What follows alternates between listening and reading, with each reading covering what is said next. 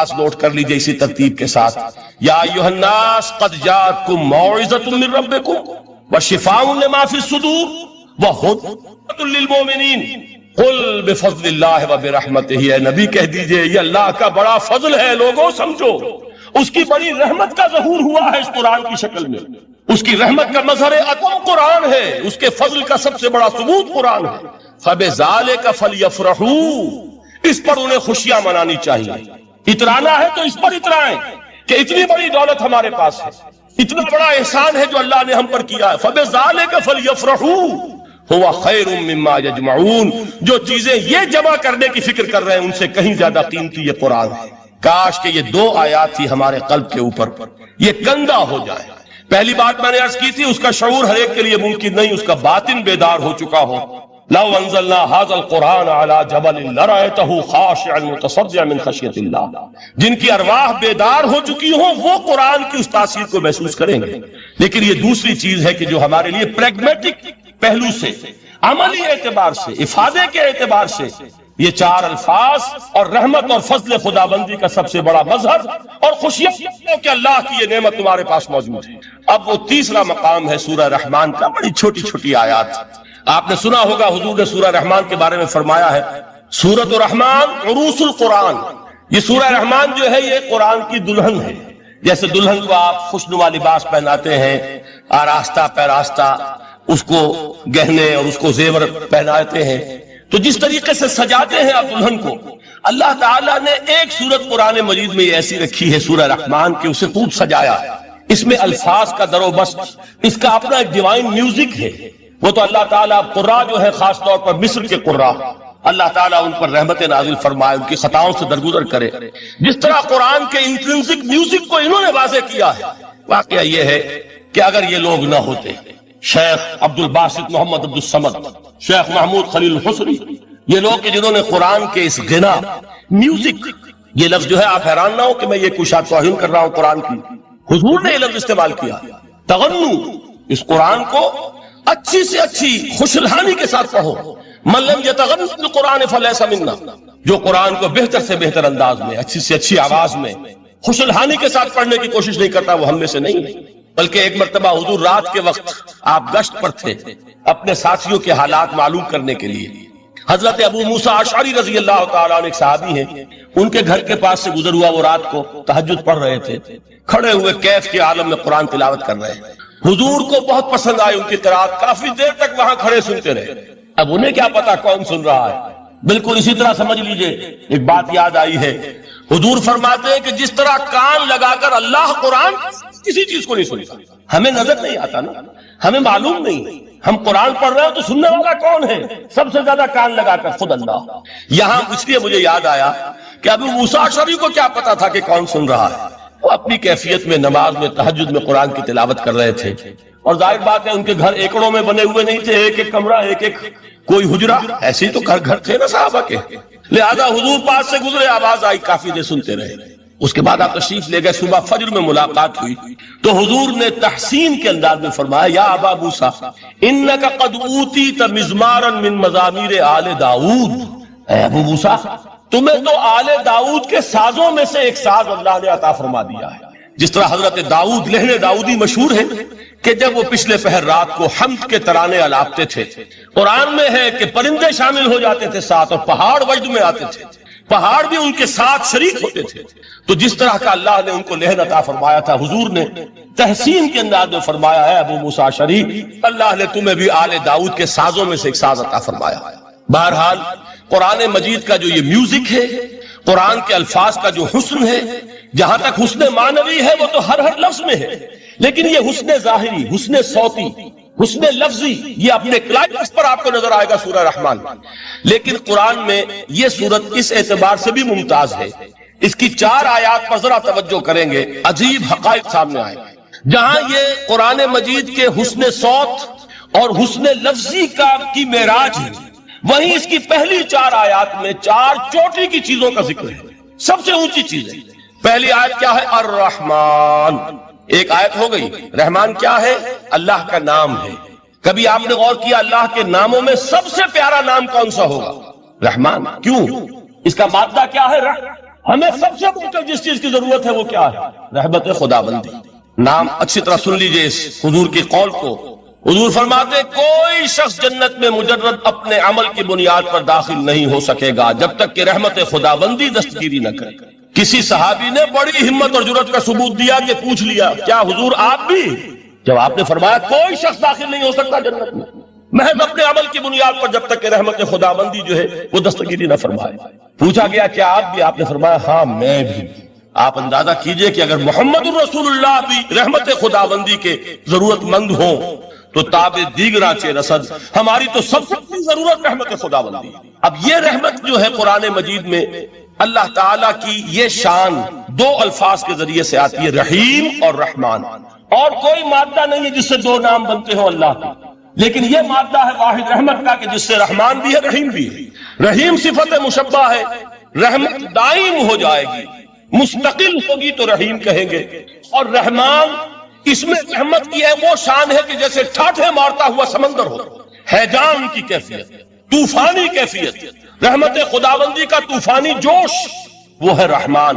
آپ تو رہتے اس علاقے میں ہیں، آپ کو معلوم ہے عرب اگر بھوکا مرا جا رہا ہو تو کیا کہے گا؟ انا جوعان۔ پیاسا مرا جا رہا ہو انا عطشان۔ بہت غضبناک ہوگا غضبان، غضبان آصفہ قرآن میں آیا، بہت غضبناک۔ رحمان جس کی رحمت جو جوش میں ہے، ٹھاٹھے مارتے ہوئے سمندر کے مانند۔ تو یہ اللہ تعالیٰ کے ناموں میں سب سے پیارا نام۔ اب آگے چلیے، الرحمن علم القرآن، رحمان قرآن سکھایا۔ رحمت خداوندی کا سب سے بڑا مظہر، رحمان کی رحمانیت کا سب سے بڑا مظہر قرآن ہے۔ ان میں جو منطقی ربط ہے اس کو سمجھتے جائیے۔ اچھا آپ یہ سوچئے جو بھی انسان کو حاصل ہوا وہ کس نے دیا؟ اللہ نے۔ سائنس کا علم کس نے دیا؟ اللہ نے۔ علم آدم الاسماء کلھا، وہ علم الاسماء جو حضرت آدم کو دے دیا گیا تھا ازل میں، یہ اسی کا ظہور ہے، یہ اسی کی ایکسفولیشن ہے جو ہو رہی ہے اور ہوتی رہے گی ابھی۔ اور دوسرے علم ہے وہ کس نے دی؟ اللہ نے دی۔ لا یحیطون بشیء من علمہ الا بما شاء، مخلوق میں سے کوئی اللہ کے علم میں سے کسی شے کا احاطہ نہیں کر سکتا مگر وہ جتنا اللہ دینا چاہے۔ لیکن یہ کہ تمام علوم میں چوٹی کا قرآن، نوٹ کرتے جائیے، چوٹی کی چیزیں جمع کیجیے۔ اللہ کے ناموں میں چوٹی کا نام رحمان، اللہ نے جو کچھ انسان کو سکھایا اس میں چوٹی کا علم قرآن۔ خلق الانسان، انسان کو پیدا فرمایا۔ سوال یہ کہ حیوانات کو کس نے پیدا فرمایا؟ آسمان کس نے پیدا کی؟ زمین کس نے پیدا کی؟ فرشتے کس نے پیدا کیے؟ کیا مطلب خلق الانسان؟ اس کی تمام مخلوقات میں اس کا کلائمیکس، اس کی تخلیق کی معراج، اس کے تخلیق کا نقطہ عروج انسان ہے۔ یہ ہے کہ جو مسجود ملائک بنا ہے۔ وَلَقَدْ كَرَّمْنَا بَنِي آدَمَ وَحَمَلْنَاهُمْ فِي الْبَرِّ وَالْبَحْرِ وَرَزَقْنَاهُمْ مِنَ الطَّيِّبَاتِ وَفَضَّلْنَاهُمْ عَلَى كَثِيرٍ مِّمَّنْ خَلَقْنَا تَفْضِيلًا۔ تو تخلیق میں سب سے اونچی تخلیق انسان کی، علموں میں سب سے اونچا علم قرآن کا، اللہ کے ناموں میں سب سے اونچا نام رحمان۔ اب آئیے چوتھی چیز، علمہ البیان، انسان کو بیان کی صلاحیت عطا فرمائی۔ کیا اور کوئی صلاحیت عطا نہیں کی؟ بینائی کس نے دی؟ اللہ نے۔ اسی طریقے سے سماعت کس نے عطا فرمائی؟ اللہ۔ کتنی فیکلٹیز ہیں، کتنے ایکسٹرنل آرگنز ہیں سینس کے، کتنے انٹرنل سینسز ہیں جو اللہ نے دیے ہیں۔ لیکن یہاں بھی سمجھ لیجئے جتنی فیکلٹیز ہیں ہیومن فیکلٹیز، ان میں ٹاپ کی فیکلٹی جو ہے وہ اسپیچ ہے، کلام ہے، بیان ہے۔ جن لوگوں نے میڈیکل سائنس کا مطالعہ کیا ہے وہ جانتے ہیں کہ یہ برین ہے، ہیومن برین، اس برین میں جو وہ اوپر ایک زرد سا مادہ ہوتا ہے، گرے میٹر، اس کی ایک کوٹنگ ہوتی ہے، یہ ہائیسٹ ایوالوڈ فارم ہے، اور اس میں سب سے بڑا رقبہ جو ہے وہ اسپیچ سینٹر کہلاتا ہے۔ اسی لیے انسان کو حیوان ناطق کہتے ہیں۔ حیوان کے اور انسان کے مابین امتیاز قائم کیا گیا، نطق، گویائی، بولنا۔ اب یہ کیا چیز ہوئی؟ انسان کی صلاحیتوں میں سے سب سے اونچی صلاحیت۔ 4 آیتیں ہو گئی نا۔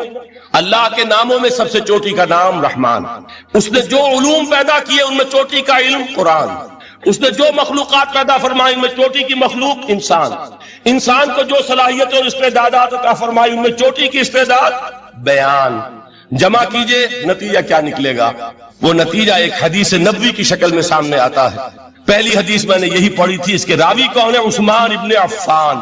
میں حیران ہوتا ہوں وہ قافیہ یہاں بھی موجود ہے، رحمان قرآن، بیان انسان، عثمان عفان۔ باپ بھی اسی وزن پر ہے، عثمان ابن عفان۔ عن عثمان ابن عفان رضی اللہ تعالی عنہ قال قال رسول اللہ صلی اللہ علیہ وسلم، حضرت عثمان شہید مظلوم ذو النورین رضی اللہ تعالی عنہ فرماتے ہیں کہ اللہ کے رسول صلی اللہ علیہ وسلم نے فرمایا، خیرکم من تعلم القرآن وعلمہ، تم میں سے بہترین وہ ہے جو قرآن سیکھے اور سکھائے۔ قوت بیان جو تمہاری فیکلٹی ہے، اس کا استعمال کسی گھٹیا کام کے لیے نہیں ہونا چاہیے۔ دیکھیے اردو میں محاورہ ہے کہ توپ سے مکھی نہیں ماری جاتی، توپ بنائی گئی ہے کسی بڑی شے کے لیے، مکھی مارنے کے لیے توپ استعمال نہیں ہوتی۔ یہ قوت بیان جو ہے، جو ٹاپ موسٹ فیکلٹی ہے ہیومن جو فیکلٹیز ہیں ان میں سے، اس کا استعمال بھی ٹاپ موسٹ ہونا چاہیے۔ قرآن کو بیان کرو، وہ جیسے کہ علامہ اقبال نے کہا ہے، بلکہ غالباً ان کے قبر پر آس پاس جو اشعار لکھے ہوئے ان میں سے ایک یہ بھی ہے، اگر یک قطرہ خونداری اگر مشتے پرے داری، بیابامن تو آموزم طریق شاہ بازی را، اگر تمہارے اندر ایک قطرہ بھی خون کا ہے اور مٹھی بھر بھی پر اگر اللہ نے دیے ہیں تو ہے میرے پاس آؤ کہ میں تمہیں شاہبازی کے طریقے سکھاؤں۔ اسی طرح جان لیجئے اگر اللہ نے قوت گویائی عطا فرمائی، اگر اللہ نے تمہیں حیوان ناطق بنایا، اگر اللہ تعالیٰ نے تمہیں یہ صلاحیت عطا فرمائی، اس صلاحیت کا مصرف دنیا کو نہ بناؤ، اس صلاحیت کا مصرف اللہ کے کلام کو پھیلانے پر اس کو صرف کرو۔ خیرکم من تعلم القرآن وعلمہ، خیر جب لفظ آتا ہے بغیر من کے، ورنہ تو آتا خیر من ہو، تو یہ ہوگی کمپیریٹیو جو ایک ایڈجیکٹیو جو ہوتی ہے، لیکن یہ سپرلیٹیو ڈگری ہے جب بغیر من کے ہوگا۔ خیرکم دی بیسٹ امنگسٹ یو، جو تم میں بہترین لوگ ہیں وہ کون ہیں؟ من تعلم القرآن وعلمہ، جو قرآن سیکھیں اور سکھائیں، قرآن پڑھیں اور اسے بیان کریں۔ آج جان لیجئے سب سے بڑی ضرورت اس بات کی ہے کہ آج کا قرآن پڑھیں۔ آپ حیران ہوں گے کہ یہ کیا کہا اس نے۔ دیکھیے قرآن اترا ہے 1400 برس پہلے، لیکن تا قیام قیامت نوع انسانی کو جتنے مسائل درپیش ہوں گے ان سب کا حل اس میں ہے، البتہ کھودنا پڑے گا، گہرائی میں اترنا ہوگا۔ ایک قرآن کی سطح ہے، اس سطح نہیں، اس کی گہرائیوں کے اندر غوطہ زنی کرو۔ قرآن میں ہو غوطہ زن اے مرد مسلمان، اور آج کا قرآن یعنی آج کی ہدایت جو اللہ نے اس میں رکھی ہوئی ہے، اس کو نکالو اس کے اندر سے۔ ابھی میں حدیث تو آپ کو سناؤں گا، اس میں یہ تصور آئے گا سامنے اور واضح ہو کر۔ آج کے انسان کی رہنمائی اس قرآن سے اخذ کر کے انسان تک پہنچاؤ، یہ ہے فریضہ محمد الرسول اللہ کی امت کا صلی اللہ علیہ وسلم۔ آپ نے وہ حدیث سنی تھی کہ بلغوا انی ولو آیۃ، حضور نے خطبہ حجۃ الوداع میں پہلے تو گواہی لی مسلمانوں سے، 1.25 لاکھ کا مجمع جمع تھا، حجۃ الوداع آخری حج۔ آپ نے اپنے خطبے میں جس کے چند جملے میں سنا چکا ہوں آپ کو ایچ جی ویلز کے حوالے سے، اپنی تعلیمات کے اہم نکات کو بار بار دہرا کر بیان کیا، ہیمر کیا، اچھی طرح ذہنوں میں اتارا۔ اس کے بعد ایک سوال کیا، الا تو لوگوں میں نے پہنچا دیا کہ نہیں؟ اور پورے مجمع نے کہا انا نشہد انک قد بلغت، بلکہ ایک روایت میں الفاظ بڑے پیارے آئے ہیں، انا نشہد انک قد بلغت الرسالۃ وادیت الامانۃ ونصحت الامۃ وکشفت الغمۃ۔ ہاں حضور ہم گواہ ہیں، آپ نے امانت ادا کرنے کا حق ادا کر دیا، رسالت کے فرائض کا حق ادا کر دیا، امت کی خیر خواہی کا حق ادا کر دیا، اور آپ نے گمراہی کے پردوں کو چاک، اندھیروں کو چاک کر دیا۔ 3 مرتبہ حضور نے سوال کیا، 3 مرتبہ جواب دیا، پھر آپ نے نگاہ آسمان کی طرف اٹھائی، انگشت شہادت سے 3 مرتبہ اشارہ کیا، اللہم اشہد اللہم اشہد اللہم اشہد، اے اللہ تو بھی گواہ ہے، یہ مان کہ میں نے یہ قرآن ان تک پہنچا دیا۔ یعنی جسے آپ انگریزی میں کہتے ہیں سائی آف ریلیف، کہ ایک بڑا بھاری بوجھ آ پڑا تھا، بڑی ذمہ داری تھی، انا سنلقی علیک قولا ثقیلا، اے محمد ہم آپ پر ایک بڑی بھاری بات ڈالنے والے ہیں، اے اللہ گواہ ہے کہ وہ بوجھ میرے کاندھے سے اتر گیا۔ یہ تسلیم کر رہے ہیں کہ میں نے حق امانت ادا کر دیا، تیری امانت تھی میرے پاس یہ کلام، اللہ کا یہ پیغام انسانوں کے لیے نازل ہوا محمد پر صلی اللہ علیہ وسلم، تو امانت کا بوجھ کس کے بارے گراں کس کے کاندھے پر ہے؟ حضور کے۔ اگر ادا نہ کرتے، ابھی وہ آپ نے آیت سنی تھی، یا ایھا النبی بلغ ما انزل الیک من ربک فإن لم تفعل فما بلغت رسالتہ، یا ایھا الرسول، اے رسول صلی اللہ علیہ وسلم پہنچا دیجیے جو کچھ نازل کیا گیا ہے آپ پر آپ کے رب کی طرف سے، اور اگر بالفرض آپ نے ایسا نہ کیا تو امانت کا حق ادا نہیں ہوگا، رسالت کا حق ادا نہیں ہوگا۔ حضور نے پہنچا کر گواہی لے کر جیسے کہ ایک اطمینان کا سانس لیا، اللہم اشہد، اللہ تو بھی گواہ رہے۔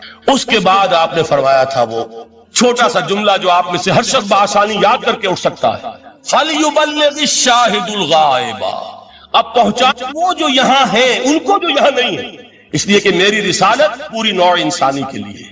وقت فرصت ہے، کہاں کام ابھی باقی ہے، نور توحید کا اتمام ابھی باقی ہے۔ ابھی تو ہند تک یہ پیغام جانا ہے، چینیوں تک جانا ہے، ابھی یورپ میں اس پیغام کو پہنچنا ہے۔ دی اذانیں کبھی یورپ کے کلیساؤں میں، کبھی افریقہ کے تبتے ہوئے صحراؤں میں، یہ کون کرے گا؟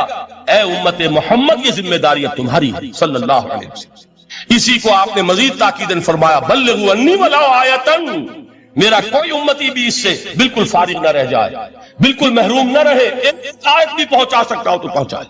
یہ ہے وہ ذمہ داری کہ جو اس حدیث کی روح سے خیرکم من تعلم القرآن وعلمہ، ایک ہوتا ہے ذمہ داری کو ایک بوجھ کی حیثیت سے، ایک فرض کی حیثیت سے بیان کرنا، یہاں ہے تشویق اور ترغیب کا انداز۔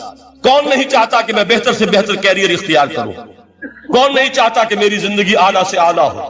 کون نہیں چاہتا کہ میرا وقت جو ہے اس کی بڑی سے بڑی قیمت مجھے ملے؟ کاش کہ ہمیں معلوم ہوتا کہ قرآن کا سیکھنا اور سکھانا اتنا اعلیٰ کیریئر ہے۔ کاش کہ ہمیں معلوم ہوتا کہ قرآن کی تبلیغ اور دعوت، اس میں جو گزر رہا ہے وہ کتنا قیمتی ہو گیا ہے، اس کا کتنا بڑا اجر و ثواب اللہ کے ہاں ملنا ہے۔ تو خیرکم من تعلم القرآن وعلمہ، تم میں سے بہترین لوگ وہ ہیں جو قرآن سیکھیں اور سکھائیں۔ دوسری حدیث حضرت عمر سے مروی ہے رضی اللہ تعالیٰ عنہ۔ یہ پہلی روایت متفق علیہ تھی، بخاری اور مسلم دونوں میں موجود ہے۔ دوسری روایت صحیح مسلم کی ہے۔ حضرت عمر فرماتے ہیں، قال قال رسول اللہ صلی اللہ علیہ وسلم، ان اللہ یرفع بہذا الکتاب اقواما ویضع بہ آخرین، اللہ اب اس کتاب کے ذریعے قوموں کو اٹھائے گا اور اسی کو ترک کرنے کے باعث رسوا کر دے۔ یہ ہے اب ابد الآباد تک کے لیے، خاص طور پر مسلمانوں کے لیے اللہ تعالیٰ کا یہ قانون۔ اس کتاب کو لے کر اٹھیں گے سربلند ہوں گے، اس کتاب کو پیٹھ دکھائیں گے ذلیل کر دیے جائیں گے۔ یہ گویا کہ اب امت مسلمہ کی قسمت جو ہے وہ تلے گی اس کتاب کی میزان میں، اسی میں طے ہوگا کہ ان کے لیے عروج ہو یا زوال ہو۔ اسی کو وہ جواب شکوہ میں علامہ اقبال نے سادہ ترین الفاظ میں کہا تھا، وہ زمانے میں معزز تھے مسلمان ہو کر اور تم خار ہوئے تاریک قرآن ہو کر۔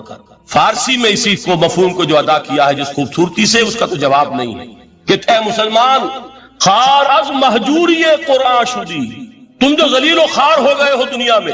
ایک سوال شاعر نے کبھی کیا تھا، بڑا پیارا سوال تھا، ہے آج کیوں ذلیل کے کل تک نہ تھی پسند، گستاخی فرشتہ ہماری جناب۔ بڑا پیارا سوال ہے، جواب علامہ اقبال دے رہے ہیں، خار از مہجوری قرآن شدی، قرآن سے لا تعلق ہونے کی بنیاد پر تم ذلیل و رسوا ہوئے۔ شکوہ سنجے گردش دوراں شدی، گردش دوراں اور گردش فلک اور فلک ناہنجار اور فلک کج رفتار، اس کو خامخواہ گالیاں دے رہے ہو، اس کا خامخواہ شکوہ کر رہے ہو، شکایت کر رہے ہو، یہ تو ہے باد سبائی ہما آورد، یہ تمہارے اپنے کرتوتوں کا کی صدا ہے جو تمہیں مل رہی ہے۔ تم نے قرآن کو پیٹ دکھا، تم ذلیل و رسوا کر دیا۔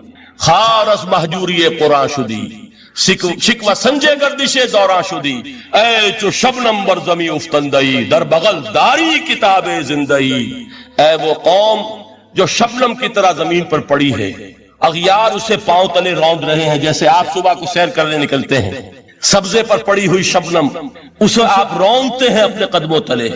اے امت محمد، آج تو دنیا کی قوموں کے سامنے اسی طرح پابال ہے، سرنگوں ہے، لیکن ہوش میں کہ تیری بغل میں وہ کتاب زندہ موجود ہے، وہ کتاب زندہ جس میں کہ دنیا میں یہی جزیرہ نما عرب وحشی لوگوں کا مسکن، نہ یہاں علم، نہ یہاں تمدن، نہ یہاں تہذیب، نہ یہاں تنظیم، کوئی ڈسپلن نہیں، کوئی حکومت نہیں، کوئی تہذیب نہیں، کچھ نہیں، تاریکیاں ہی تاریکیاں۔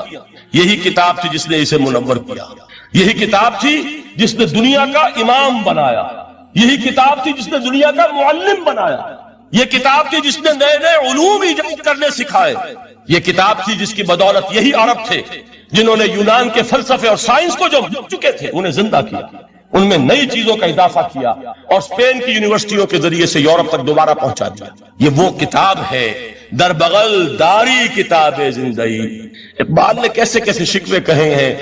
اسی قرآن میں ہے ابتر کے جہاں کی تعلیم، جس نے مومن کو بنایا مہو پرویں کا امیر. اس قرآن کو لے کر مسلمان نکلا ہے، ایک ہاتھ میں قرآن ایک میں تلوار. برا نہ مانیے قرآن تلوار کا نام بھی آپ اپولوجیٹک انداز میں نہ لیا کریں. انقلاب کی تکمیل تلوار سے ہوتی ہے، انقلاب کی تمہید کسی کتاب سے ہوتی ہے. اچھی طرح جان جائیں کبھی انقلاب صرف کتاب سے نہیں آیا. کتاب سے ذہن بدلتے ہیں، کتاب سے فکر بدلتی ہے، کتاب سے سوچ بدلتی ہے، کتاب سے ایک جماعت تیار ہوتی ہے، ایک قوت تیار ہوتی ہے. وہ 313 جو میدان بدر میں تھے وہ قرآن کا اعجاز کا ظہور تھے. بندہ مومن کا اگر اپنا تعلق اللہ کے ساتھ مخلصانہ ہے، اس میں منافقت نہیں ہے، اس میں ریا نہیں ہے، اس میں دھوکہ نہیں ہے، اس میں فریب نہیں ہے. مخلصین لہ الدین، تو اللہ تعالیٰ کا تعلق بھی اس کے ساتھ ریسیپروکیٹ کرتا ہے. اللہ تعالیٰ انا عند ظن عبدی بی، حضور یہ اللہ کا قول ہے حدیث قدسی میں کہ میرا بندہ میرے بارے میں جو کچھ گمان کرتا ہے میں وہی سلوک اس کے ساتھ کرتا ہوں. اللہ تعالیٰ بھی مخلص ہے. اللہ تعالیٰ کی مرضی کے بغیر کچھ نہیں ہو سکتا. تو یقیناً جو کچھ ہوا ہے اس میں میرے لیے خیر ہے، چاہے فوری طور پر مجھے ناگوار گزرا ہے، مجھے تکلیف ہوئی ہے، میرے لیے یہ شے جو ہے ناپسندیدہ ہے، لیکن ان دی لانگ رن مجھے یقین ہے کہ اس میں خیر ہے. بیدک الخیر انک علی کل شیء، اللہ تیرے ہاتھ میں خیر ہی خیر ہے، تو ہر چیز پر. اچھا جو ہوگا وہ بھی اذن رب کے بغیر نہیں ہوگا. یہی تصور اس کے بارے میں ہونا ضروری. اسی کا نتیجہ یہ نکلتا ہے جس کو قرآن مجید بار بار کہتا ہے، بار بار کہتا ہے، بار بار کہتا ہے، لا خوف علیہم ولا هم یحزنون. کیا مطلب ہے؟ نہ ان پر کوئی خوف ہے نہ حزن سے دو چار ہو. عام طور پر یہ سمجھا جاتا ہے کہ یہ آخرت میں ہوگا. آخرت میں تو تمام و کمال ہوگا، دنیا میں بھی ہوگا. خوف کس بات کا بھائی؟ ہوگا وہی جو میرا رب چاہے گا. وہ میرا دوست ہے، میں اس کا ولی ہوں، میرا ولی. الا ان اولیاء اللہ لا خوف علیہم ولا هم یحزنون. جو اللہ کے ولی ہوتے ہیں، اللہ کے دوست ہوتے ہیں، ان کے نہ کوئی خوف ہوتا ہے نہ حزن ہوتا. خوف کس بات کا؟ ہوگا وہ جو اللہ چاہے گا، اور جو کچھ اللہ چاہے گا اس میں کوئی نہ کوئی خیر ہوگا، چاہے فوری طور پر مجھے نظر نہ آئے. قرآن کہتا ہے سورہ بقرہ عسیٰ ان تکرہوا شیئا وہو خیر لکم وعسیٰ ان تحبوا شیئا وہو شر لکم. این ممکن ہے کہ تم کسی چیز کو ناپسند کرو، درا حالے کہ اسی میں تمہارے لیے خیر ہو، اور این ممکن ہے کہ تم کسی چیز کو پسند کرو، درا حالے کہ اس میں تمہارے لیے شر ہو. اللہ یعلم وانتم لا تعلمون، اللہ جانتا ہے تم نہیں جانتے. تم افعال و اعمال و احوال و واقعات کے ظاہر کو دیکھتے ہو، اس سے متاثر ہو جاتے ہو. اس کے پردے میں کیا مشیت اس کی ہے، کیا ارادہ خداوندی ہے، اس کے پشت پر کیا چیز ہے جو اللہ تعالیٰ کو مطلوب ہے، یہ ہمیں نظر نہیں آتا. We are short sighted. ہماری نگاہ جو ہے بس کچھ دور تک جاتی ہے، اس سے آگے نہیں. لہذا افعال و اعمال و احوال و واقعات کے صرف ظاہر پر ہماری نگاہ ہے، باطن پر تو ہے ہی نہیں. لہذا ہم اس سے متاثر ہیں.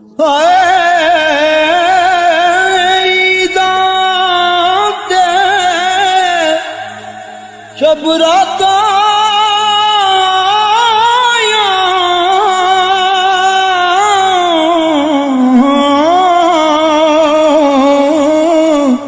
سب لوگ گران آئے،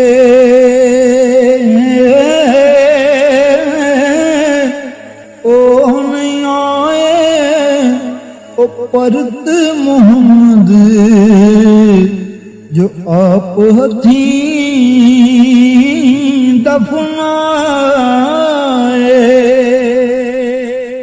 الدعاء مخ العبادہ، الدعاء هو العبادہ. حضور کی یہ دو احادیث بہت سادہ، بہت مختصر. دعا ہی عبادت کا جوہر ہے. مخ کہتے ہیں ہڈی کے اندر جو گودا ہوتا ہے وہ مخ ہے. گودا جو ہے عبادت کا وہ کیا ہے؟ دعا. توحید فی الدعا کیا ہے؟ صرف اللہ کو پکارا جائے. اور شرک فی الدعا، جس کو بھی پکاریں گے آپ مدد کے لیے اس کو آپ نے معبود بنایا ہے. کیسے باشا یہ مسئلہ سمجھ لیجیے. لا تدعو مع اللہ احد، اللہ کے ساتھ کسی کو مت. حضور نے فرمایا کہ جوتی کا تسمہ بھی مانگنا ہو تو اللہ سے مانگو. اللہ نے تو دروازہ کھولا ہوا ہے، جو چاہو مانگو، کسی اور سے مت مانگو۔ دیکھیے ایک علمی مسئلے اور ہوتے ہیں، یہ جو روحانیات کا معاملہ ہے، عالم ارواح میں کیا صورت ہے، ارواح صرف کہیں اللہ کے پاس کسی کولڈ سٹوریج میں ہے یا اس کا اس دنیا سے بھی کوئی تعلق ہے، یہ علمی مسائل ہیں۔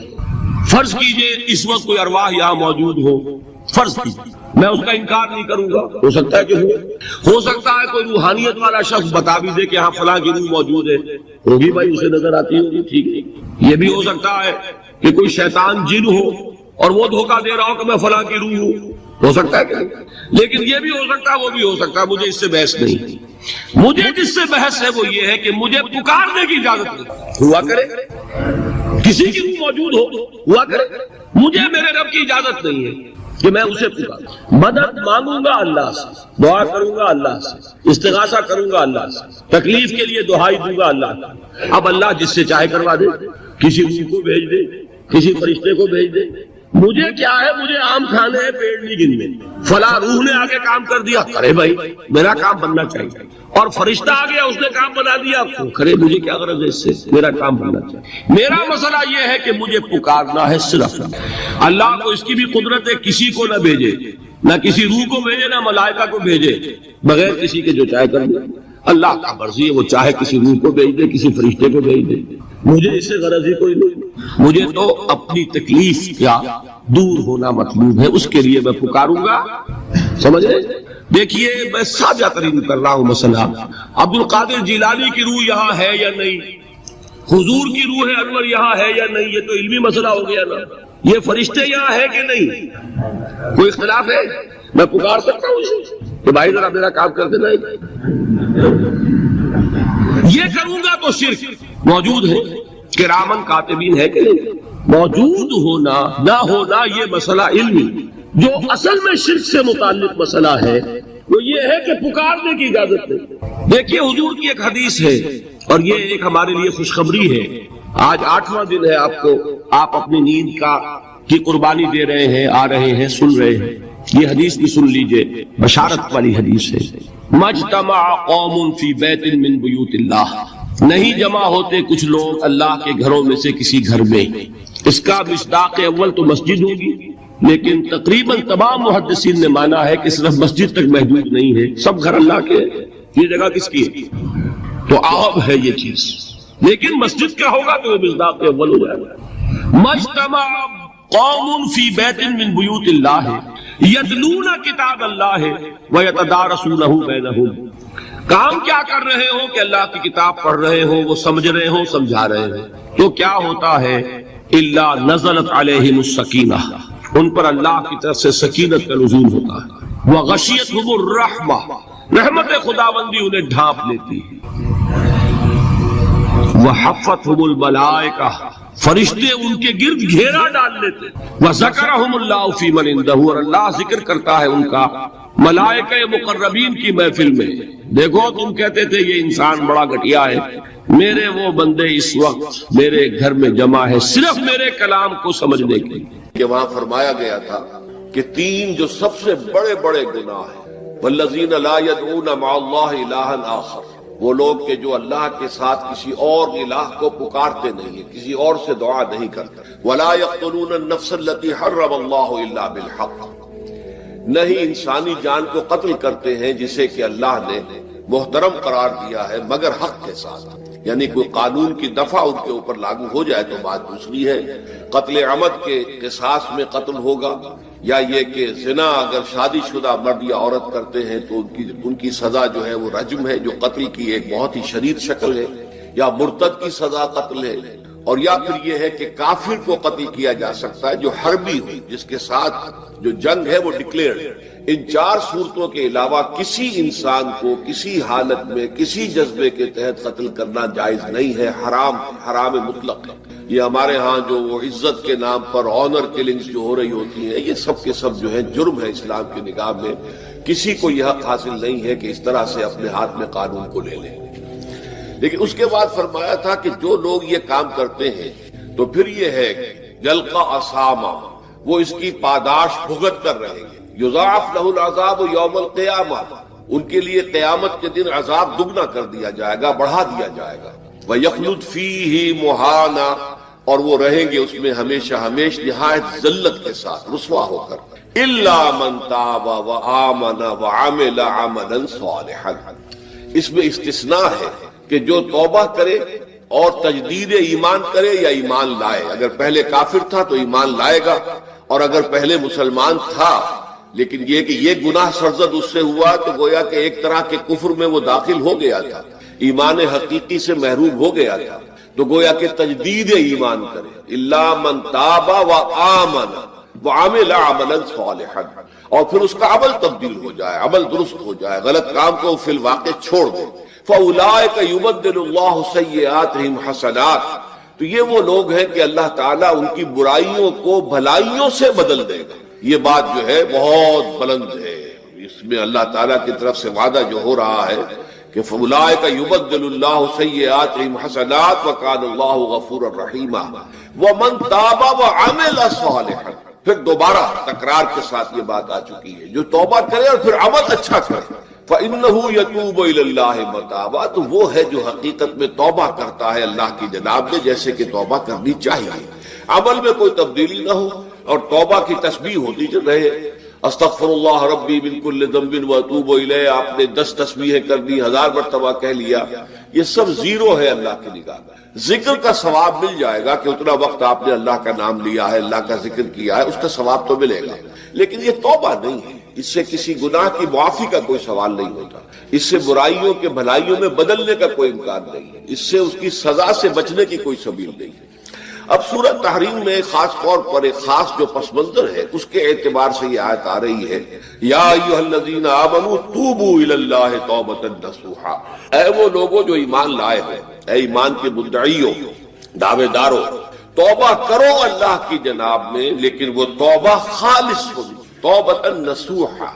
اس سورہ مبارکہ کے پس منظر کو نوٹ کیجئے تو اس میں ایک خطائے اجتہادی کہہ لیجئے حضور سے ہو گئی تھی صلی اللہ علیہ وسلم، اگرچہ وہ خطا جانب خیر میں تھی، اچھے کام کے لیے تھی، برے کام کے لیے نہیں تھی، کہ آپ نے اپنی ازواج مطہرات کی دل جوئی کے لیے ایک شے جو اللہ کی طرف سے آپ کے لیے حلال تھی اس کو استعمال نہ کرنے کی قسم کھا لی، تو اس پر حضور کو روکا گیا، یا ایھا النبی لم تحرم ما احل اللہ لک تبتغی مرضات ازواجک، اے نبی کیوں آپ اپنے اوپر حرام ٹھہراتے ہیں وہ شے جو اللہ نے آپ کے لیے حلال قرار دی ہے؟ کیا آپ اپنی بیویوں کی رضا جوئی کے لیے ایسا کر رہے ہیں؟ واللہ غفور رحیم، اللہ غفور ہے، رحیم ہے، اللہ نے آپ کی اس خطا سے درگزر کیا ہے، لیکن قد فرض اللہ لکم تحلۃ ایمانکم، اللہ تعالیٰ نے راستہ تمہارے لیے کھول دیا ہوا ہے کہ ایسی قسموں کو کھولا جا سکتا ہے، جس کے لیے کہ سورہ مائدہ کے اندر کفارہ دے دیا گیا۔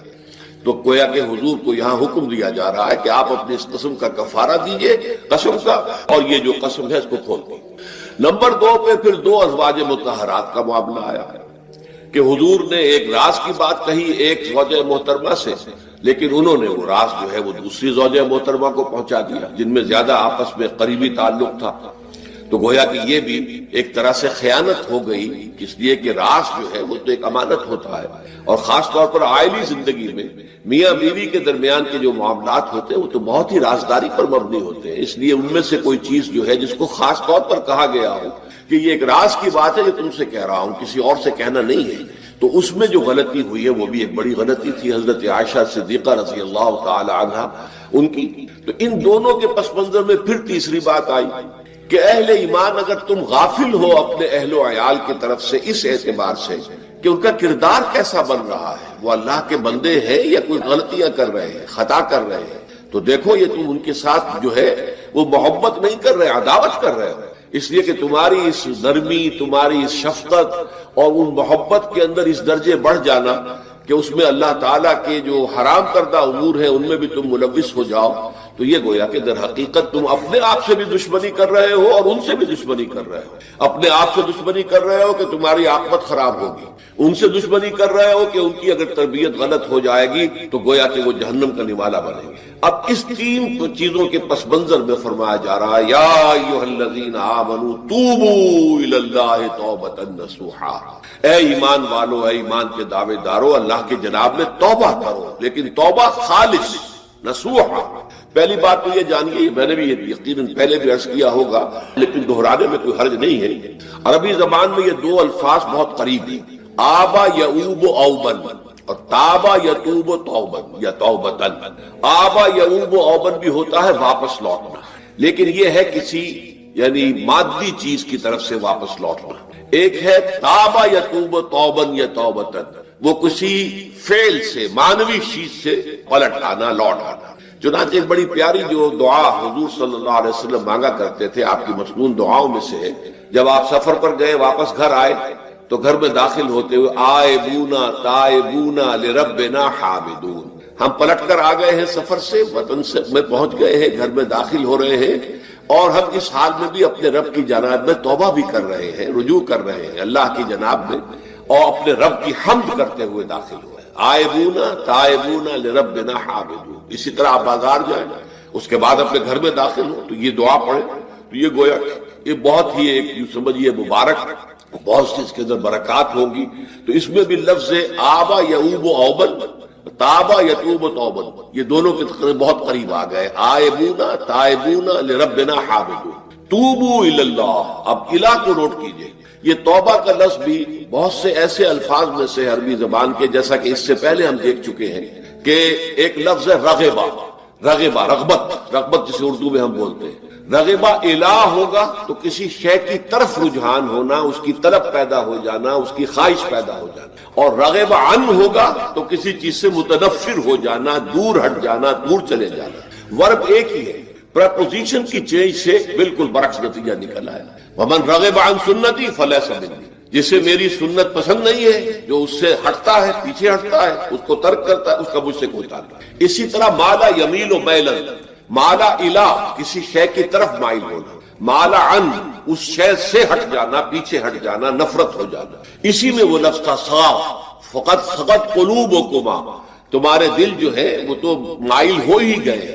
سغا بھی الہ ہوگا تو اس کے معنی کسی شے کی طرف مائل ہو جانا، عن ہوگا تو کسی شے سے متنفر ہو جانا۔ تو وہاں میں عرض کر چکا تھا لقد سقط قلوبکما، تو اے نبی کی دونوں بیویوں، تمہارے دل تو یقیناً اللہ کی طرف مائل ہو چکے ہیں، توبہ کی طرف مائل ہو چکے ہیں، لیکن زبان سے یہ کہتے ہوئے کہ حضور معاف کر دیجئے غلطی ہو گئی، یہ اس میں ذرا حجاب آ رہا ہے۔ ظاہر بات ہے شوہر اور بیوی کے درمیان جس طرح کا تعلق ہوتا ہے تو اس میں یہ کہ بسا اوقات اپنی غلطی کو واضح الفاظ میں تسلیم کرنے میں کچھ ہچکچاہٹ سی ہوتی ہے۔ تو وہ ایک کیفیت تھی کہ تمہارا دل تو مائل ہو چکا ہے، لیکن یہ کہ تم ذرا زبان سے بھی کہو، اقرار کرو۔ اسی طریقے سے یہ لفظ توبہ ہے، توبہ الہ ہے، کسی کی جناب میں توبہ کرنا۔ جب اللہ تعالیٰ کی طرف توبہ کا لفظ آئے گا تو توبو الی اللہ توبۃ نصوحا، اللہ کی جناب میں توبہ کرو۔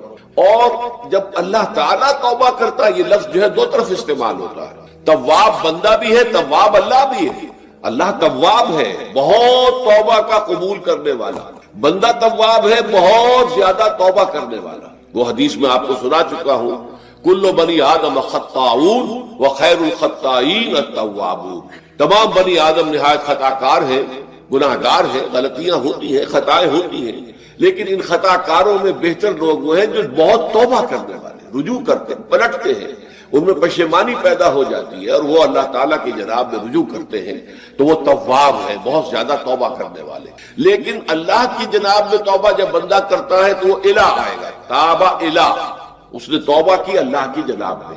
اللہ توبہ کرتا ہے یعنی اللہ تعالیٰ جو ہے اپنی نظر شفقت اور نظر رحمت جو پھیر دی تھی اس نے کہ ایک بندے نے گناہ کیا ہے، میرے حکم کی جو ہے خلاف ورزی کی ہے، معصیت کا ارتکاب کیا ہے، تو اللہ تعالیٰ اپنی رحمت اور شفقت کی نگاہ اس سے ہٹا لیتا ہے۔ لیکن جب بندہ توبہ کرتا ہے تو پھر اللہ تعالیٰ بھی رجوع فرماتا ہے اور اپنی شفقت اور رحمت اور مغفرت کے ساتھ بندے کی جانب متوجہ ہو جاتا ہے۔ لیکن وہاں تابہ اعلیٰ آئے گا، تم علینا، اے پروردگار ہماری توبہ کو قبول فرما، وہ الہ کے ساتھ آئے گا۔ ہم جب توبہ کریں گے تو وہ الہ کے ساتھ آئے گا۔ تو یہاں فرمایا توبو الی اللہ، اللہ کی جناب میں توبہ کرو، پلٹو، رجوع کرو، اور توبۃ نصوحا، خالص توبہ۔ اس کی جو وضاحت تھوڑی سی میں ابھی کر چکا ہوں کہ خالص توبہ سے مراد کیا ہے۔ یہ نہیں کہ بس توبہ کی ورد ہو رہا ہے اور توبہ جو ہے وہ اس کے کلمات زبان سے ادا کیے جا رہے ہیں۔ بعض لوگ ہیں وہ جو آیت کریمہ ہے اس کا 1.25 لاکھ کا ہو رہا ہے، ورد ہو رہا ہے، کتنا ہو رہا ہے، اس کی تسبیح پڑھ رہے،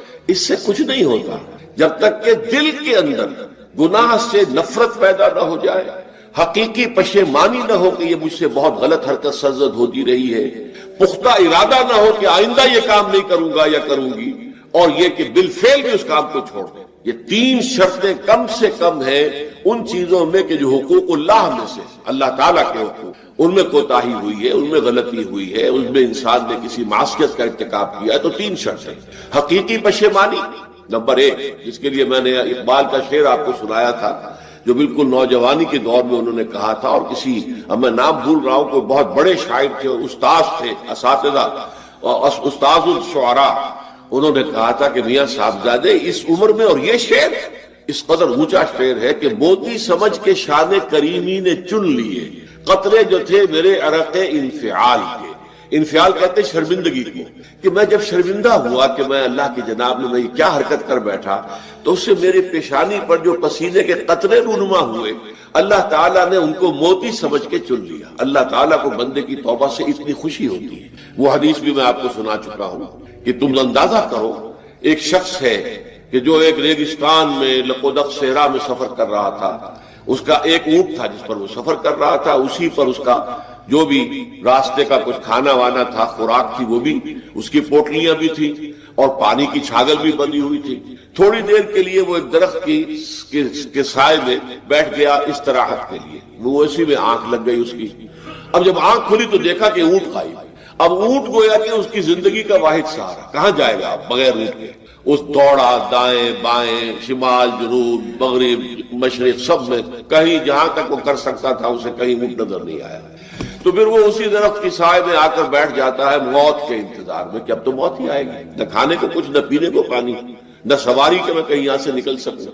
اچانک دیکھتا ہے کہ وہ اونٹ تو کھڑا ہوا ہے اور وہ سامان بھی موجود ہے۔ تو اس میں فرق مسرت کی وجہ سے خوشی اتنی شدید ہوتی ہے اسے کہ وہ کہنا تو یہ چاہتا ہے اے اللہ میں تیرا بندہ ہوں، تو میرا رب ہے، لیکن وہ کہہ یہ بیٹھتا ہے اے اللہ میں تیرا رب ہوں، تو میرا بندہ ہے۔ یعنی اتنا وہ اپنے اس میں حواس کھو بیٹھتا ہے خوشی کی وجہ سے۔ اتنی ہی خوشی ہوتی ہے اللہ تعالیٰ کو اپنے کسی گناہ گار بندے کی توبہ سے۔ اب آپ اندازہ کیجئے، یہ ہے جو تشبیہ حضور صلی اللہ علیہ وسلم نے توبہ کی عظمت کے لیے بیان کی۔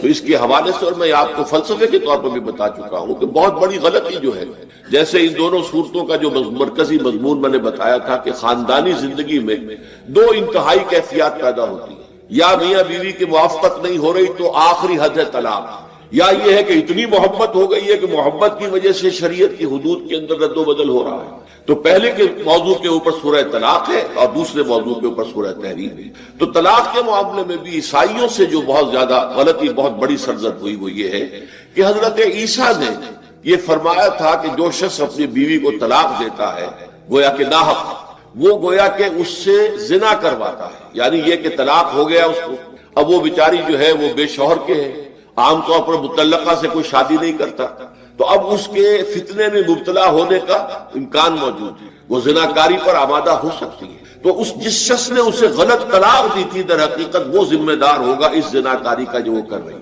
یہ اصل میں ایک اخلاقی تعلیم تھی جس کو کہ انہوں نے قانونی سمجھ لیا اور طلاق کا دروازہ بند کر دیا، حالانکہ شریعت موسوی میں طلاق کا راستہ کھلا تھا، جیسے شریعت محمدی میں کہ اگر کوئی صورت ایسی ہے کہ مزاج نہیں مل رہا ہے تو ٹھیک ہے، علیحدہ ہو جاؤ، سیپریشن کا راستہ کھلا ہوا ہے۔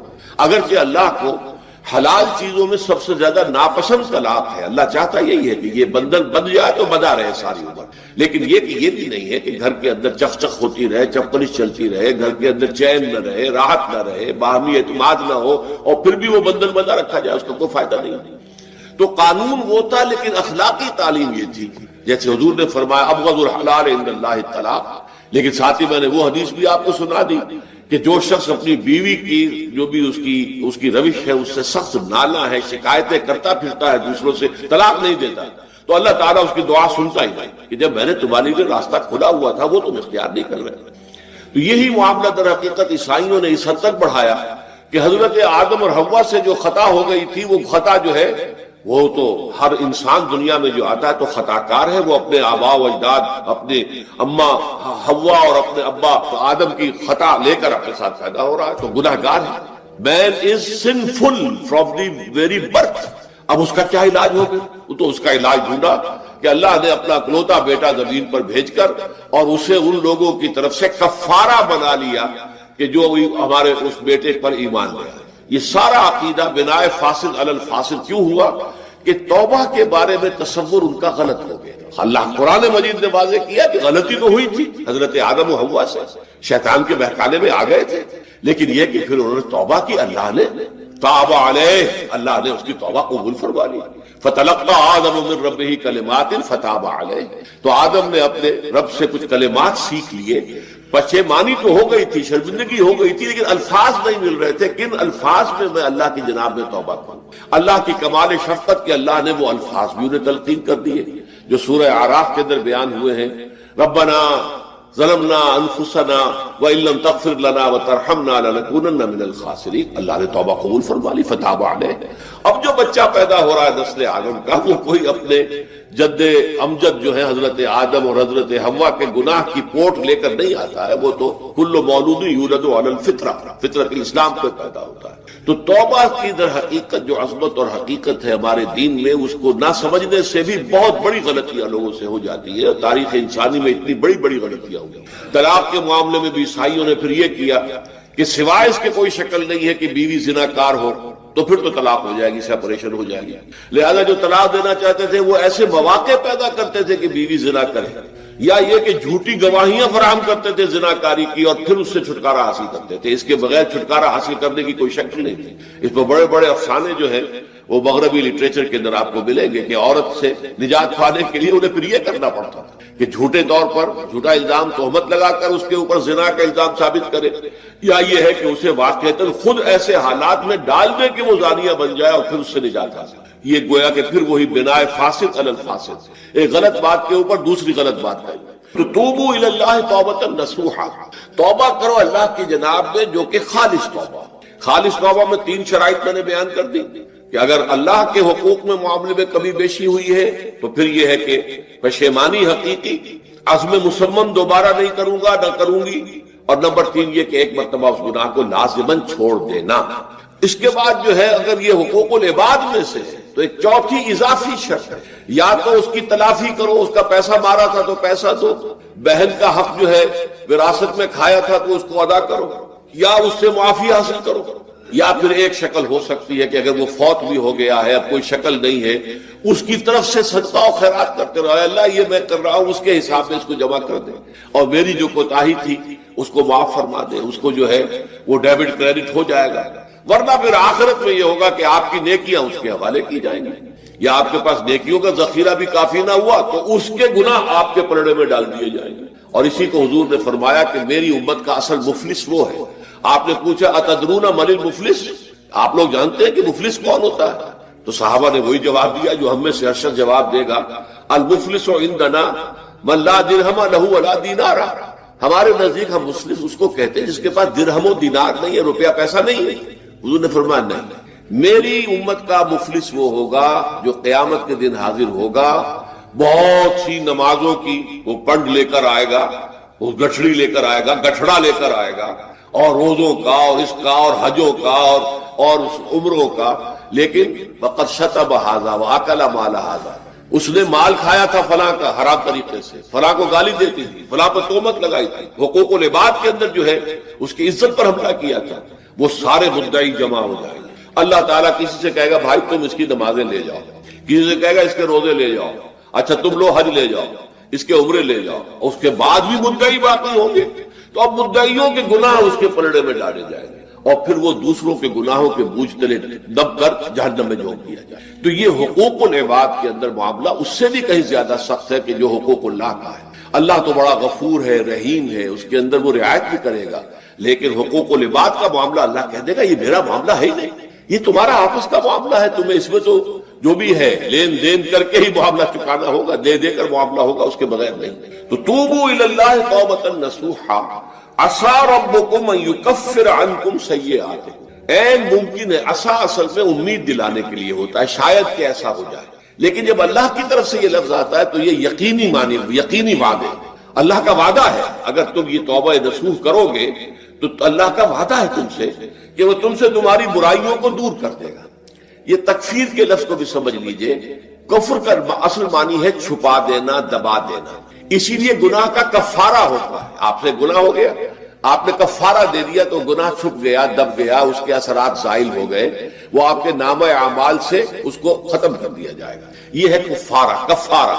کفار جمع ہے کافر کی، کافر جو ہے وہ حق کو چھپاتا ہے، اللہ کی دعوت جو دی جا رہی ہے اس کو دباتا ہے، تو اس معنی میں وہ کافر ہے، انکار کرتا ہے۔ لیکن یہ کہ ایک کفران نعمت ہے، کسی نے آپ پر احسان کیا ہے اور آپ اس کا احسان نہیں مان رہے، آپ کے لیے دل میں اس کے لیے کوئی احسان بندی کے جذبات پیدا نہیں ہوئے، تشکر کا جذبہ پیدا نہیں، یہ کفران نعمت ہے۔ تو تکفیر اس کو بھی کہتے ہیں، تکفیر اسے بھی کہتے ہیں مسلمان امت میں سے کسی کو نکال دینا، اس لیے کہ وہ بنیادی عقائد میں علیحدہ ہو گیا ہے، تو یہ پرجنگ ہے، یہ بھی تکفیر ہے۔ تو تکفیر اعمال کیا ہے کہ برے اعمال کو دھو دے گا تمہارے نامہ اعمال سے، اور نمبر 2 تمہارے دامن کردار سے بھی دھو دے گا، جو غلطیاں تمہارے اوپر چلی آ رہی تھی، اتنے عرصے تک تم کرتے رہے ہو، تمہارا کردار جو ہے اس سے مقدر ہو گیا ہے، اس کے اندر جو ہے خرابی پیدا ہو گئی ہے، تو اللہ اس کو بھی دھو دے گا۔ تو دنیا میں بھی تکفیر کا اثر ہوگا کہ انسان کی اصلاح ہو جائے گی، اس کی سیرت و کردار جو ہے صحیح رخ پر آ جائیں گے، اور آخرت میں یہ ہے کہ اس کا جو اعمال نامے میں جو گناہ درج تھا وہ وہاں سے صاف کر دیا جائے گا، محو کر دیا جائے گا۔ یہ تکفیر 2 گناہ ہے، اور اس میں جو ہم سورہ الفرقان میں پڑھ کر آئے ہیں وہ اس سے بھی اگلی بات ہے، اولئک یبدل اللہ سیئاتہم حسنات، جہاں گناہ کا اندراج تھا وہاں اب نیکی کا اندراج ہو جائے گا، تمہاری سیرت و کردار میں جو گناہ کا پہلو تھا وہ اب نیکی کے پہلو میں بدل جائے گا۔ یہ تکفیر گویا کہ دنیا میں بھی اور آخرت میں بھی۔ عسیٰ ربکم، امید ہے اور اللہ کا وعدہ ہے کہ وہ تم سے تمہاری برائیوں کو دور کر دے گا۔ مطلب یہ کون انسان ہے جو برائی سے بالکل پاک ہے؟ کل بنی آدم خطاؤون وخیر الخطائین التوابون۔ توبہ کرو، توبہ نصوح کرو، اللہ تعالیٰ دھو دے گا، تمہارے دامن کردار سے بھی داغ اور دھبے صاف کر دے گا، اور تمہارے اعمال نامے سے۔ وَيُدْخِلَكُمْ جَنَّاتٍ تَجْرِي مِن تَحْتِهَا الْأَنْهَارُ، اور تمہیں داخل کرے گا ان باغات میں جن کے نیچے یا جن کے دامن میں ندیاں بہتی ہوں گی۔ یوم لا یخزی اللہ النبی والذین آمنوا معہ، وہ دن کہ جس دن اللہ رسوا نہیں کرے گا نہ نبی کو اور نہ ان کو جو ان کے ساتھ ایمان لائے۔ ان کے ساتھ ایمان لاتے، ظاہر بات ہے انبیاء کے رسوا ہونے کا تو کوئی سوال ہی نہیں، یہاں اس کا ذکر جو ہے وہ تو صرف بطور تذکرہ کر دیا گیا، ورنہ اصل کیا ہے، جو نبی کے ساتھ ایمان لائے۔ اور نبی کے ساتھ ایمان لانے والوں میں درجہ اول کے لوگ وہ ہیں جو صحابہ کرام، جو حضور کے زمانے میں تھے، حضور کے ساتھ دیا انہوں نے اپنے جان و مال سے حضور کے مشن کو تقویت پہنچائی، جہاں حضور کا پسینہ گرا وہاں اپنی خون کی ندیاں بہا دی، اپنی جانیں دے دی، تو وہ ہے اولین۔ لیکن اللہ تعالی ہمیں بھی ان میں شامل کرے، اس لیے کہ جیسے کہ سورہ بقرہ کی جو آخری سے پہلی آیت ہے اس کے اندر بیان فرمایا گیا کہ آمن الرسول بما انزل الیہ من ربہ والمؤمنون، ایمان لائے رسول محمد صلی اللہ علیہ وسلم اس چیز پر کہ جو ان کے اوپر ان کے رب کی طرف سے نازل کی گئی، اور ایمان لائے صاحب ایمان، وہ صاحب ایمان سب کے سب شامل ہو جائے۔ تو قیامت کے دن اللہ تعالیٰ رسوا نہیں کرے گا، یوم لا یخزی اللہ النبی والذین آمنوا معہ، جس دن کہ اللہ تعالیٰ رسوا نہیں کرے گا نہ اپنے نبی کو صلی اللہ علیہ وسلم اور نہ ہی ان کو کہ جو ان کے ساتھ ایمان لائے۔ اور یہ آخرت کی رسوائی جو ہے بہت بڑی رسوائی ہے۔ دنیا کی رسوائی انسان جو ہے اس کو بہت ہلکا سمجھے، آخرت کی رسوائی بہت بڑی ہے۔ پوری خلق خدا جہاں جمع ہوگی، پوری انسانیت جمع ہوگی، تمام آدم سے لے کر آخری انسان تک جمع ہوں گے، اور وہاں اگر رؤوس الاشہاد ہمارا پردہ چاک کیا جائے، ہمارے گناہوں کو جو ہے اعلان کیا جائے، تو وہ کتنی بڑی رسوائی ہوگی۔ اسی لیے یہ دعا مانگتے رہنا چاہیے، اللہم ربنا اجرنا من خزی الدنیا والآخرہ، اے اللہ ہمیں بچا لے، دنیا اور آخرت دونوں کی رسوائی سے بچا لے۔ دنیا کی رسوائی یہ ہے کہ آپ کی کسی غلط کام کا چرچا ہو جائے، دنیا کے اندر پھیل جائے، آپ کی جو ہے عزت جو ہے وہ داغدار ہو جائے، اس سے بھی اے اللہ بچا لے، پردہ ڈال دے۔ جیسے کہ حضور نے لفظ استعمال کیا، اللہ یتغمدنی ربی برحمتہ، اللہ یہ کہ میرا پروردگار مجھے اپنی رحمت کی چادر تلے ڈھانپ لے۔ اللہ تعالیٰ دنیا میں بھی ہمیں ڈھانپے رکھے اور آخرت میں بھی ڈھانپ لے۔ تو یہ خزی دنیا والآخرہ، اے اللہ ہمیں دنیا کی بھی رسوائی سے کی تعویل خاص، ایک ہے تعویل عام، اس کو سمجھ لیجئے، اصطلاحات سے آپ ڈر نہ جائیں۔ دیکھیے قرآن ایک خاص دور میں اترا، 610 عیسوی سے 632 عیسوی تک 22 برس میں قرآن نازل ہوا حجاز میں۔ مکی صورتیں ہیں تو مکہ بھی حجاز میں ہے، مدنی صورتیں تو مدینہ بھی حجاز میں ہے۔ تبوک کے آتے جانے میں اگر کچھ اتنی ہے تو وہ بھی حجاز ہے، تبوک بھی اسی کا آخری سرا ہے۔ ہجرت کے دوران اتنی ہے تو وہ بھی حجاز ہے، تو یہ حجاز میں اترا اور وہی لوگ اس کے اولین مخاطب تھے۔ لہذا قرآن مجید میں جو چیز بھی نازل ہوئی ہے وہ اس وقت کے ماحول کے ساتھ کوئی نہ کوئی اس کی نسبت تھی، تبھی وہ سمجھ سکتے تھے۔ ہوا میں باتیں تو نہیں ہو سکتی، لیکن قرآن ہدایت ہے ابد الآباد تک کے لیے، یہ صرف اس وقت کے لیے ہدایت نہیں، آج بھی یہی ہدایت ہے، قیامت تک یہی ہدایت رہے گی۔ علامہ اقبال جیسا مدبر اور مفکر فلسفی، اسے بھی اگر ہدایت میں تسکین ملی ہے تو نہ کہیں جہاں میں اما ملی، جو اما ملی تو کہاں ملی، میرے جرم خانہ خراب کو تیرے عفو بندہ نواز میں۔ زندگی کے آخری دور میں صرف قرآن پڑھتے تھے، کوئی فلسفے کی کتاب نہیں، قرآن۔ لہذا قرآن میں ہدایت ہے اقبال کے لیے بھی، 20ویں صدی کے فلسفی کے لیے بھی ہدایت ہے۔ جو بھی زمانے کے اندر مسائل پیدا ہوں گے ان سب کا حل موجود ہے، لیکن اب اس کو جوڑیے اس وقت جو نازل ہوا خاص ماحول میں خاص افراد سے مخاطب ہو کر، تو کچھ واقعاتی پس منظر ہے جس میں نازل ہو رہا ہے اور اس کے ساتھ اس کا کوئی تعلق ہے۔ اسے کہتے ہیں اگر آپ اس پس منظر میں رکھ کر قرآن کی آیات پر غور کریں گے، یہ تعویل خاص ہے، خاص اس پس منظر میں رکھ کر قرآن کی آیت پر غور کریں، اور یہ ضروری ہے، انسائٹ حاصل ہوتی ہے اس سے۔ لیکن ایک ہے اس کی تعویل عام، وہ ہمیشہ کے لیے ہے۔ چنانچہ اصول یہ ہے کہ الاعتبار لعموم اللفظ لا لخصوص سبب، یہ تفسیر کا اصول ہے۔